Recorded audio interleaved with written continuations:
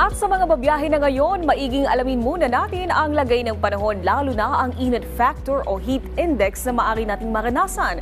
Ihatid yan ni Pag-asa Weather Specialist Veronica Torres.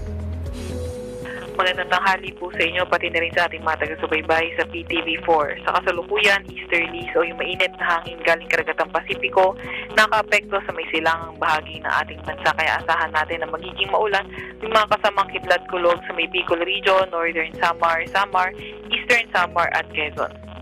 Sa Metro Manila naman at sa nalalabing bahagi ng ating bansa, partly cloudy to cloudy skies, may mga tsansa ng mga localized thunderstorms. So, kung umulan man sa Manila, nung mga nakaraang araw ay dahil ito sa mga localized thunderstorms dahil posible po yung mga bulong-bulong pag-ulan, and then as short as 5 minutes pwede itong magtagal, pero pwede rin naman itong magtagal during severe cases as long as 2 to 3 hours.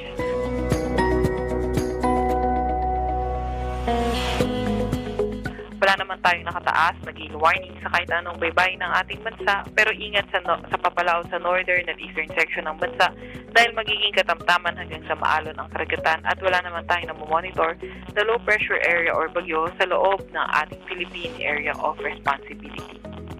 Ito din naman yung ating 3-day weather outlook. Ito naman yung update sa ating mga dam.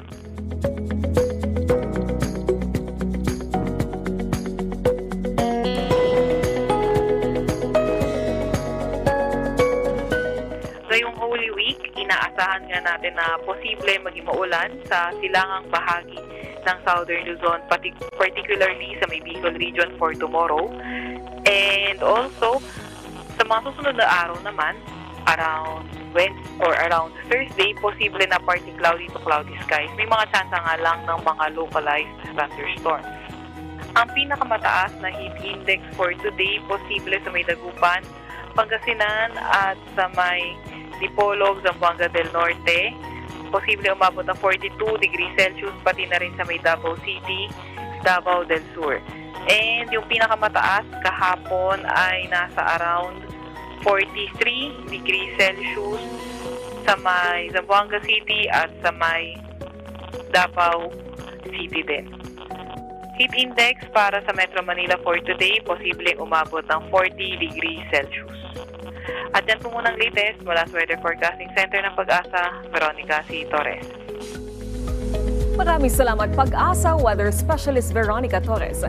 At paalala muli sa ating mga kababayan para maging ligtas sa lahat ng pagkakataon mula sa epekto ng pabago-bagong panahon, ugaliing tumutok dito lang sa PTV Info Weather.